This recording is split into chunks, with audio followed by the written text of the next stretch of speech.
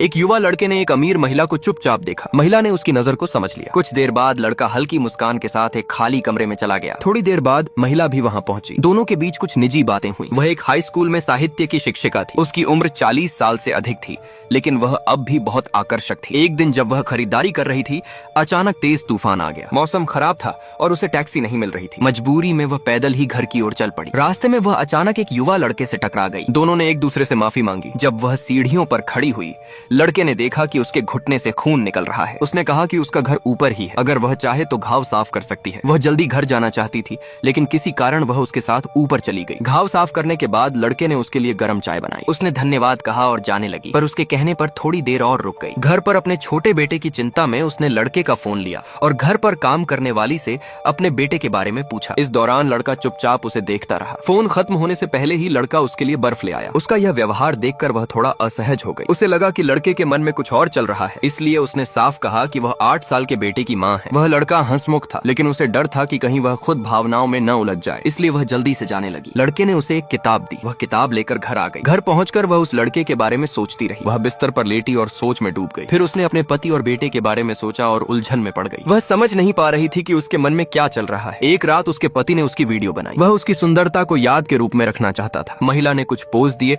और फिर पति की बाहों में सिमट गई। रात वह अपने पति के साथ ही रही। सुबह जब वह बेटे को स्कूल छोड़ने गई तो उसे वह किताब याद आई। घर आकर उसने किताब खोली। उसमें से एक कार्ड गिरा। कार्ड पर लड़के का फोन नंबर लिखा था। वह चुपचाप एक सार्वजनिक फोन से नंबर मिलाने लगी, लेकिन वह समझ नहीं पा रही थी कि क्या कहे। उसने फोन रख दिया। उसका मन बेचैन था। कुछ देर बाद उसने फिर नंबर मिलाया। इस बार लड़के ने फोन उठाया। उसने उसे कॉफी पर बुलाया। कुछ समय बाद वह फिर उसके घर पहुंची। अंदर आते ही लड़के ने विनम्रता से उसका कोट उतार दिया। उसके कहने पर वह उसके साथ कमरे में धीरे धीरे नृत्य करने लगी। लड़का समझ रहा था कि वह क्यों आई है। बातों के बीच उनकी उलझन और गहरी होती चली गई।